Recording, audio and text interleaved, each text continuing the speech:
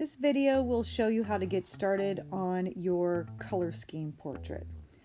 So for your supplies, you're going to need your, actually I have a color copy here, but you're going to need 2 black and white copies of your photo reference.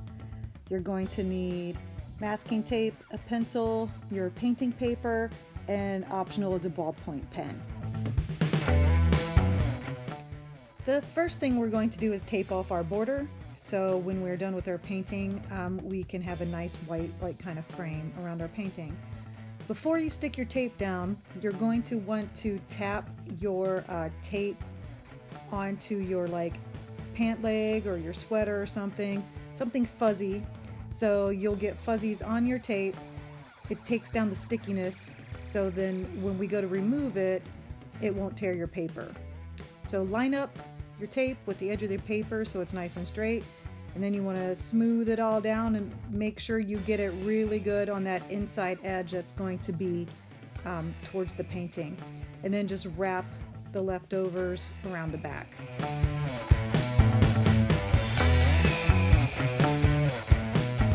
You'll repeat this for the other sides.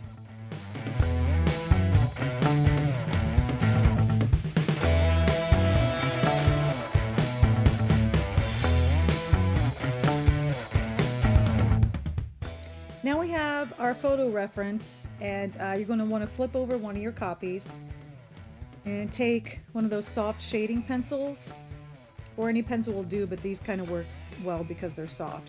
And you're going to scribble all over the back of that paper with your pencil. Just scribble, scribble, scribble. Take out all that anxiety. Scribble, scribble, scribble. Make sure it's well covered. Then you'll flip it, and then you're going to center it on your painting paper that you have taped off, on the taped off side. And then you're going to do what's called a hinge tape. So you'll take another piece of tape just on the top and smooth that out, and then wrap those extras around the side. Just tape that top part, and I'll show you here in a sec why.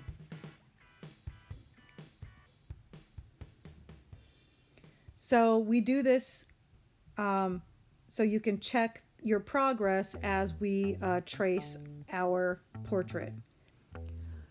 Now I'm going to draw on the highlight and shadow areas of my person's face.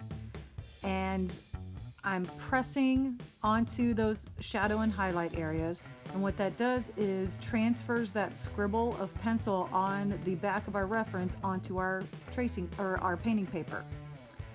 I'm starting off using a shading pencil, but I switched to a ballpoint pen at some point, I think, or maybe a regular pencil, because the shading pencil is really soft and it ends up making really big, thick lines, and I didn't like it.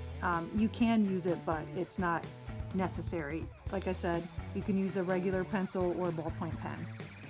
So keep checking your progress as you go, because sometimes when you scribble on the back you might get some lighter areas, and when you trace them they might not transfer that well. So like I said, I'm going over shadow and highlight areas.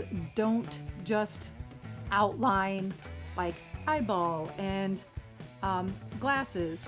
Look for darks and lights, because that's what we're going to be painting. We're not just going to be painting something that looks like a coloring book outline. So keep that in mind while you're transferring your person's details onto that painting paper. So here I am, I'm all done, and I'm going to bring it up closer for you to see. So see, I have highlights and shadows. Double check that you didn't miss any spots. And then once you're sure everything's okay, you can go ahead and take off your transfer paper.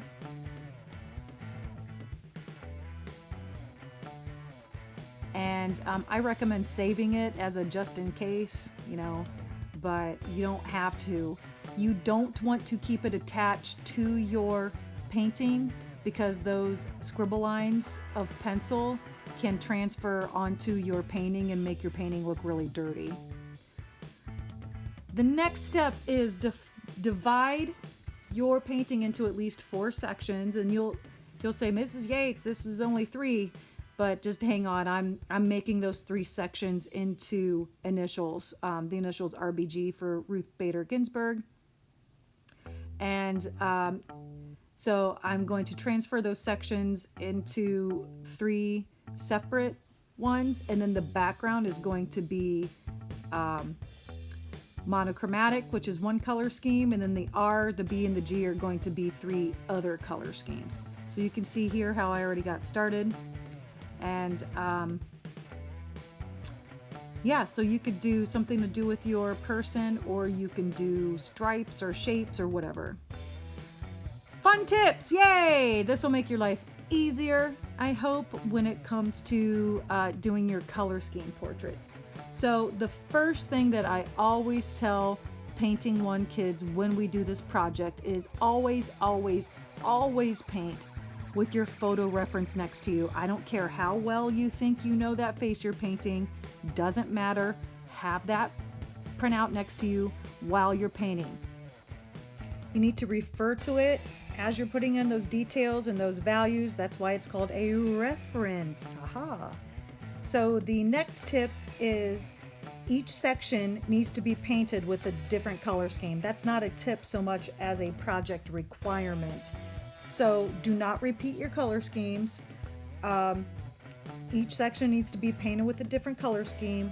If you have more than 4 sections, you can repeat a color scheme, except you need to make it be different colors. Or I've even had people do like a black and white kind of grayscale look.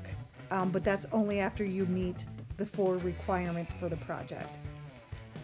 I highly recommend starting with monochromatic so you get the hang of blending your values and blending the paint and going for a realistic look in general, since we really haven't painted like this yet.